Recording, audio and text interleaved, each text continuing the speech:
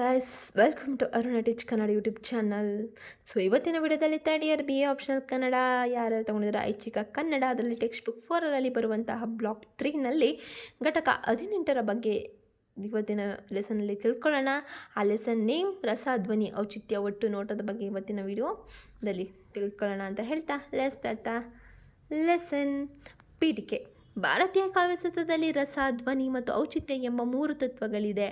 ಅತ್ಯಂತ ಮಹತ್ವದ ಸ್ಥಾನವಿದೆ ಕಾವ್ಯದ ಸೌಂದರ್ಯ, ಹಾಗೆ ಅದರ ಒಳ ಅರ್ಥ ಹಾಗೂ ಕಾವ್ಯದ ಸಮರ್ಪಕತೆಯನ್ನು ತಿಳಿಯಲು ಈ ತತ್ವಗಳು ಸಹಾಯ ಮಾಡುತ್ತವೆ. ಕಾವ್ಯವು ಓದುಗರ ಮನಸ್ಸಿನಲ್ಲಿ ಉಂಟು ಮಾಡುವ ಆನಂದವೇ ರಸ ಅಂತ ಕರಿತೇವೆ.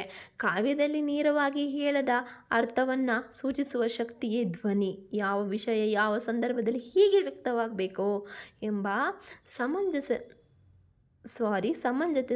ಸಮಂಜಸತೆಯೇ ಔಚಿತ್ಯ. ಈ 3 ತತ್ವಗಳು ಸೇರಿ ಕಾವ್ಯವನ್ನು ಶ್ರೇಷ್ಠಗೊಳಿಸುತ್ತದೆ. ಸಮಂಜಸತೆ ವಿವರಣೆ.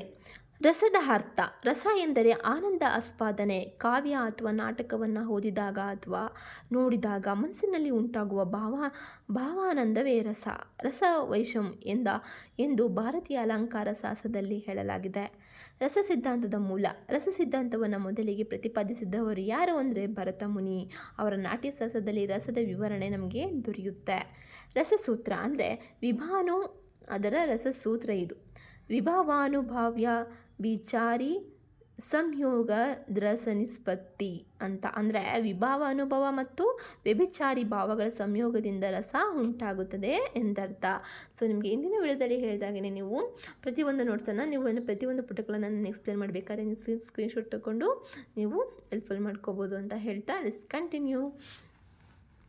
ರಸದ ಅಂಗಗಳು. ಸ್ಥಾಯಿ ಭಾವ, ಮನಸ್ಸಿನಲ್ಲಿ ಶಾಶ್ವತವಾಗಿ ಇರುವ ಭಾವ. ಉದಾಹರಣೆಗೆ ರತಿ, ಶೋಕ ಮತ್ತು ಕ್ರೋಧ.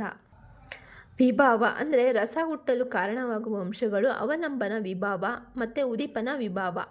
ಅಂದರೆ ನೆಕ್ಸ್ಟ್ 3ನೇದು ಇದು ಅನುಭವ. ಒಟ್ಟಲ್ಲಿ ರಸದ ಅಂಗಗಳು ಸ್ಥಾಯಿ ಭಾವ, ವಿಭಾವ, ಅನುಭಾವ ಮತ್ತು ವ್ಯಭಿಚಾರಿ ಭಾವಗಳು. ಒಟ್ಟು 4 ರಸದ ಅಂಗಗಳಾಗಿರುತ್ತೆ. ಈಗ ನಾವು ಫಸ್ಟ್ ಒನ್ ತಿಳ್ಕೊಂಡ್ವಿ, ಇವಾಗ ಸೆಕೆಂಡ್ ಒನ್ ಕೂಡ ತಿಳ್ಕೊಂಡ್ವಿ, ಇವಾಗ ಥರ್ಡ್ ಒನ್ ಅನುಭವ ಅಂದರೆ ಭಾವಗಳ ಹೊರ ಪ್ರಕಟಣೆ. ಉದಾಹರಣೆಗೆ ನಗು, ಅಳು, ಕಣ್ಣೀರು. ವ್ಯಭಿಚಾರಿ ಭಾವ ಅಂದರೆ ತಾತ್ಕಾಲಿಕ ಭಾವಗಳು. ಉದಾಹರಣೆಗೆ ಲಜ್ಜೆ, ಆತಂಕ, ದೈನ್ಯ. ನವರಸಗಳನ್ನು ತಿಳ್ಕೊಳ್ಳೋಣ. ರಸದಲ್ಲಿ ಶೃಂಗಾರ, ಹಾಸ್ಯ, ಕರುಣ, ರೌದ್ರ, ವೀರ, ಭಯಾನಕ, ಬೀಭತ್ಸ, ಅದ್ಭುತ, ಶಾಂತ. ಹಾಗೆ ಸ್ಥಾಯಿ ಭಾವದಲ್ಲಿ ರತಿ, ಆಸ ಅಥವಾ ಹಾಸ್ಯ, ಶೋಕ, ಕ್ರೋಧ, ಉತ್ಸಾಹ, ಭಯ, ಜಿಗುಪ್ಸೆ, ವಿಸ್ಮಯ, ಶಮ. ರಸದ ಮಹತ್ವ.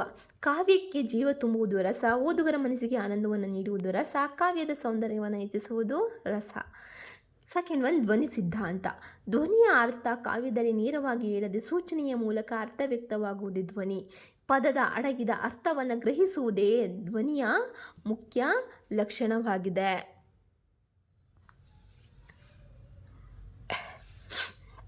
ನೆಕ್ಸ್ಟು ಧ್ವನಿ ಸಿದ್ಧಾಂತದ ಪ್ರತಿಪಾದಕ. ಧ್ವನಿ ಸಿದ್ಧಾಂತವನ್ನು ಪ್ರತಿಪಾದಿಸಿದವರು ಆನಂದವರ್ಧನ. ಅವರ ಧ್ವನ್ಯಲೋಕ ಗ್ರಂಥದಲ್ಲಿ ಇದರ ವಿವರಣೆ ನಮಗೆ ಇನ್ನೂ ಹೆಚ್ಚಾಗಿ ದೊರೆಯುತ್ತದೆ.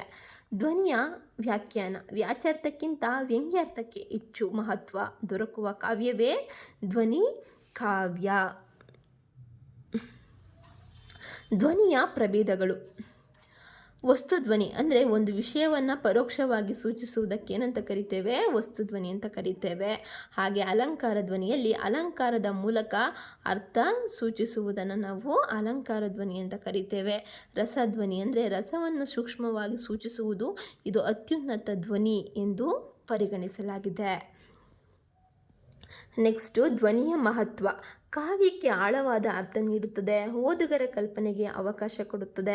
ಕಾವ್ಯದ ಸೌಂದರ್ಯ ಹೆಚ್ಚಿಸುತ್ತದೆ. ಉದಾಹರಣೆಗೆ ಚಂದ್ರನು ಉದಯಿಸಿದ ಎಂಬ ವಾಕ್ಯ ನೇರ ಅರ್ಥ ನೀಡುತ್ತದೆ, ಆದರೆ ಅವಳ ಮುಖ ಚಂದ್ರನಂತೆ ಹೊಳೆಯಿತು ಎಂಬಲ್ಲಿ ಸೌಂದರ್ಯದ ಸೂಚನೆ ಅಡಗಿದೆ. ಇದು ಧ್ವನಿ. ಥರ್ಡ್ ಒನ್ ಔಚಿತ್ಯ ಸಿದ್ಧಾಂತ. ಔಚಿತ್ಯದ ಅರ್ಥ. ಉಚಿತವಾದದ್ದು ಔಚಿತ್ಯ ಎಂಬುದು ಸರಳ ಅರ್ಥ. ಕಾವ್ಯದಲ್ಲಿ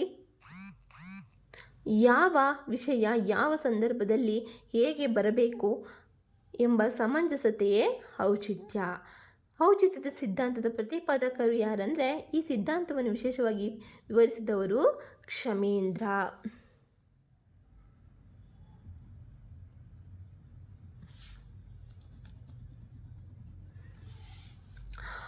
ಔಚಿತ್ಯದ ವಿಧಗಳು: ಪದ ಔಚಿತ್ಯ, ಅರ್ಥ ಔಚಿತ್ಯ, ರಸ ಔಚಿತ್ಯ, ಅಲಂಕಾರ ಔಚಿತ್ಯ.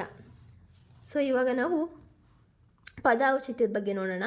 ಸಂದರ್ಭಕ್ಕೆ ತಕ್ಕ ಪದಗಳ ಬಳಕೆಯನ್ನು ನಾವು ಪದ ಔಚಿತ್ಯ ಅಂತ ಕರಿತೇವೆ. ಹಾಗೆ ಅರ್ಥ ಔಚಿತ್ಯದಲ್ಲಿ ವಿಷಯಕ್ಕೆ ತಕ್ಕ ಅರ್ಥದ ನಿರೂಪಣೆಯನ್ನು ಅರ್ಥ ಔಚಿತ್ಯ ಅಂತ ಕರಿತೇವೆ. ಹಾಗೆ ರಸಕ್ಕೆ ತಕ್ಕ ಭಾವಗಳ ಬಳಕೆಗೆ ನಾವು ರಸ ಔಚಿತ್ಯ ಅಂತ ಕರಿತೀವಿ. ಹಾಗೆ ಅಲಂಕಾರಗಳನ್ನು ಸರಿಯಾದ ಸ್ಥಳದಲ್ಲಿ ಬಳಕೆ ಮಾಡುವುದಕ್ಕೆ ಏನಂತ ಕರಿತೇವಪ್ಪ ಅಂದರೆ ಅಲಂಕಾರ ಔಚಿತ್ಯ ಅಂತ ಕರಿತೇವೆ.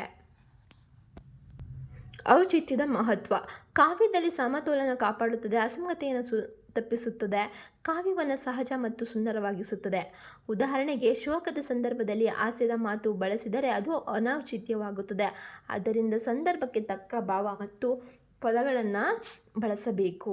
ರಸ, ಧ್ವನಿ ಮತ್ತು ಔಚಿತ್ಯದ ಪರಿಸರ ಸಂಬಂಧ: ರಸ ಕಾವ್ಯದ ಆತ್ಮ, ಧ್ವನಿ ಕಾವ್ಯದ ಅಂತರಾರ್ಥ, ಔಚಿತ್ಯ ಕಾವ್ಯದ ಸಮಂಜಸತೆ.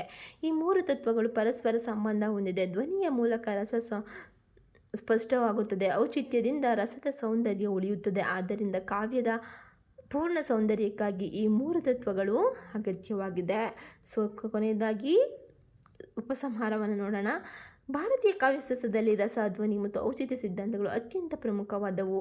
ರಸವು ಕಾವ್ಯದ ಆನಂದವನ್ನು ನೀಡುತ್ತದೆ, ಧ್ವನಿ ಕಾವ್ಯದ ಸೂಕ್ಷ್ಮ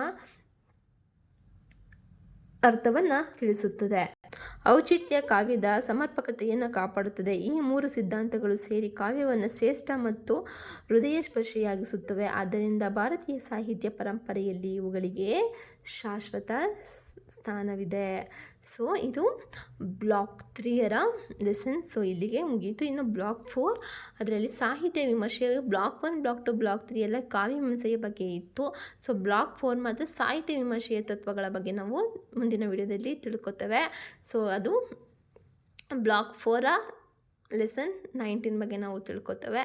ಸೊ ಈ ಒಂದು ವಿಡಿಯೋನ ಎಂಡ್ವರೆಗೂ ಸ್ಕಿಪ್ ಮಾಡಿ ನೋಡಿದ್ದಕ್ಕೆ, ಹಾಗೆ ನಿಮಗೆ ಯೂಸ್ಫುಲ್ ಆಗಿದೆ ಅಂತ ಭಾವಿಸ್ತಾ, ನಿಮ್ಮ ಅನಿಸಿಕೆಗಳನ್ನ ಕಮೆಂಟ್ ಮೂಲಕ ತಿಳಿಸಿ. ಹಾಗೆ ಇಷ್ಟ ಆದರೆ ಲೈಕ್ ಮಾಡಿ ಈ ವಿಡಿಯೋ ಅಂತ ಹೇಳ್ತಾ, ಸೊ ಹೆಚ್ಚಿನ ವೀಡಿಯೋಸ್ಗಾಗಿ ಸಬ್ಸ್ಕ್ರೈಬ್ ಮಾಡಿ, ಹಾಗೆ ಆನ್ ನೋಟಿಫಿಕೇಷನ್ ಮೇಲೆ ಕ್ಲಿಕ್ ಮಾಡಿ ಅಂತ ಹೇಳ್ತಾ, ಸಬ್ಸ್ಕ್ರೈಬ್ ಮಾಡಿ, ಬೆಲ್ ಐಕನ್ನ ಕ್ಲಿಕ್ ಮಾಡಿ, ಆನ್ ನೋಟಿಫಿಕೇಷನ್ ಮೇಲೆ ಕ್ಲಿಕ್ ಮಾಡಿ. ಇನ್ನು ಹೆಚ್ಚಿನ ವೀಡಿಯೋಸ್ಗಾಗಿ ಮುಂದಿನ ವಿಡಿಯೋಗಳಲ್ಲಿ ಬರುತ್ತೆ ಅಂತ ಹೇಳ್ತಾ, so see you in the next video.